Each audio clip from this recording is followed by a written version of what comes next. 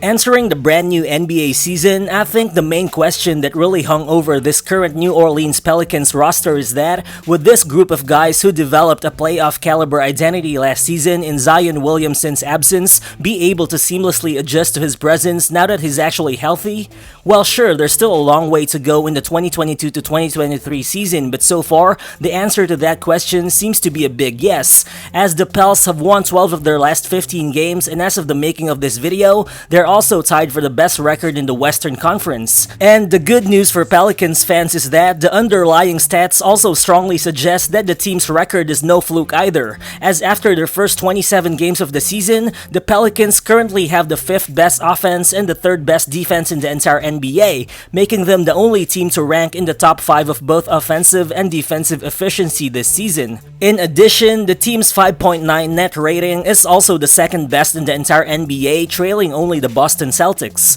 But I think what's most impressive though is the fact that the Pels are doing all these without being fully healthy. Well, for a change, Zion Williamson has been mostly available to start the year, but fellow star Brandon Ingram has missed 12 games himself, while second-year wing Herb Jones, who received a lot of All-NBA defensive team votes as a rookie, has missed 9 games for the season as well. So what's good everyone, it's Real Balls here, and in this video, we'll look into how the New Orleans Pelicans are already looking like legitimate NBA championship contenders. But one sec, if you guys happen to enjoy this video, please do me a favor by hitting that like button. It only takes a second of your time, but it will be much appreciated. So let's get to it.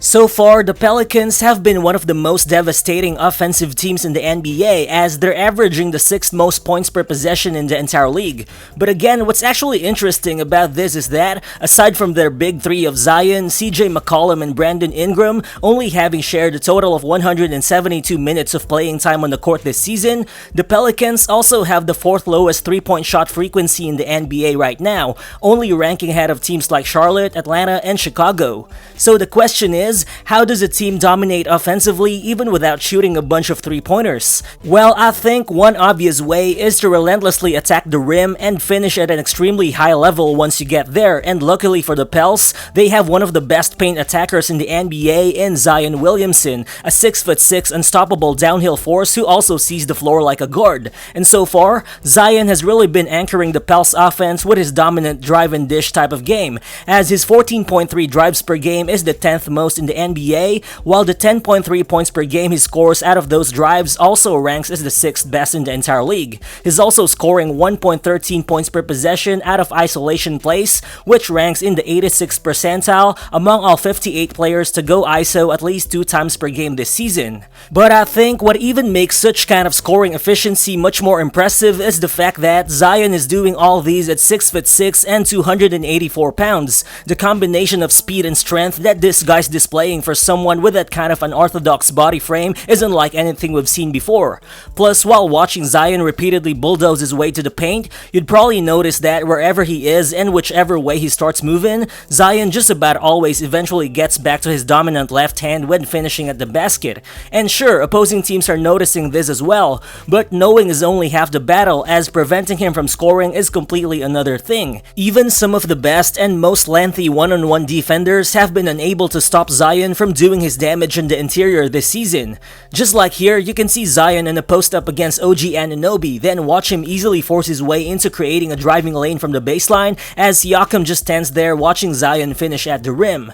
Then here, watch how Zion torches the much bigger DeAndre Ayton in isolation. He simply powers his way to the lane and puts his body on Ayton's chest before finishing with his left hand even against contact. But I think what's even scarier for opposing teams is that Zion might just be getting warmed up, as since the beginning of the Pels' 7-game winning streak, Zion has been averaging 29.5 points and 9.1 rebounds, while putting up an NBA best 21.8 points in the paint per game during that span of time. And for sure, a huge factor which has contributed to Zion's recent scoring explosion is that, with Brandon Ingram and CJ McCollum both missing time over the past couple of weeks, head coach Willie Green has put the ball in Zion's hands more often, using the same point Zion approach that Stan Van Gundy employed in the past. Looking at it, during his first 14 games of the season, Zion has acted as a pick-and-roll ball handler 4.1 times per 100 possessions, but that number has skyrocketed to almost 20 times per 100 possessions over his last 9 games.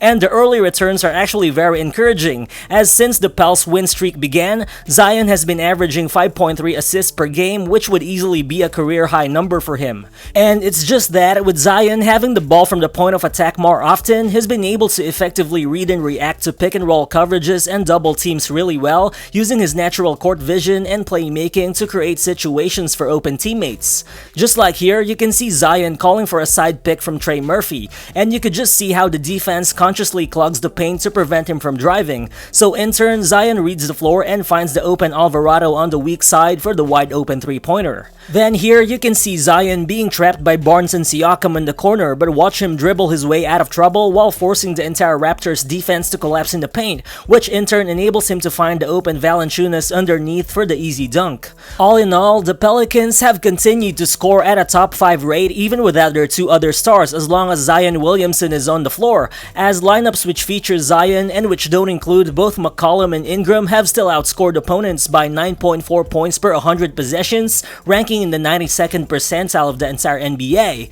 I think this isn't only a testament to Zion being able to absorb more on-court responsibility as a leader, but also of how the Pelicans front office have stacked their roster with a lot of underrated supporting players such as Trey Murphy, Jose Alvarado, Larry Nance Jr., Najee Marshall, and Dyson Daniels, who all have been solid offensively so far this season. This Pelicans team has just really gotten so deep to the point that Devontae Graham, who started 63 games last season, has only been playing around 15 minutes per game so far, and big man Jackson Hayes, who shot better than 61% from the field over his first 3 seasons, hasn't even been getting playing time in most games. But as good as Zion and the entire team has been offensively, the quiet key to the Pelicans' rise to the top of the Western Conference has actually been their defense. They have the 3rd best defense in the NBA and the best defense in the Western Conference so far. While without a monster shot-blocking big man, the Pels have been mostly focused on packing the paint, as they currently rank 8th in the NBA in terms of limiting opponent shot attempts at the rim.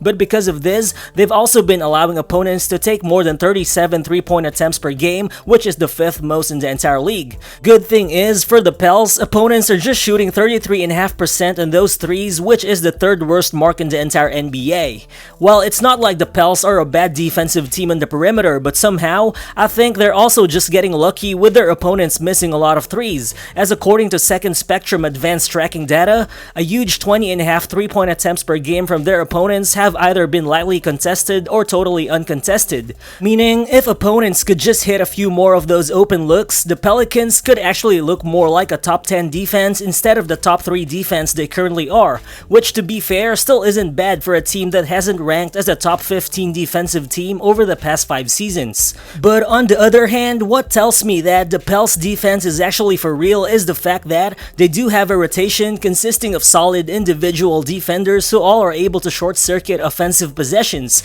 which is why the Pels also rank 2nd in the NBA both in steals and deflections per game. Well, it all starts with Herb Jones, who was a revelation defending the perimeter as a rookie, and so far, he has picked up where he left off, as the .33 offensive fouls he's drawn this season is the 7th most in the entire NBA. Then there's Jose Alvarado, who's continued to build on his work as an effective on-ball pest, as he's averaging 2.2 steals and 4.1 deflections per 36 minutes so far. But the ball pressure continues with Dyson Daniels, who has followed the footsteps of Jones and Alvarado as a rookie who's earned big minutes with his defensive versatility, in addition to his already prolific passing and feel for the game. For the season, the 6'8" Daniels is averaging 4 combined steals and deflections per 36 minutes, and opponents are shooting just 41.4% from the field when defended by him, ranking in the 70th percentile of the entire NBA. But the Pelicans' defensive versatility also extends to their big man rotation.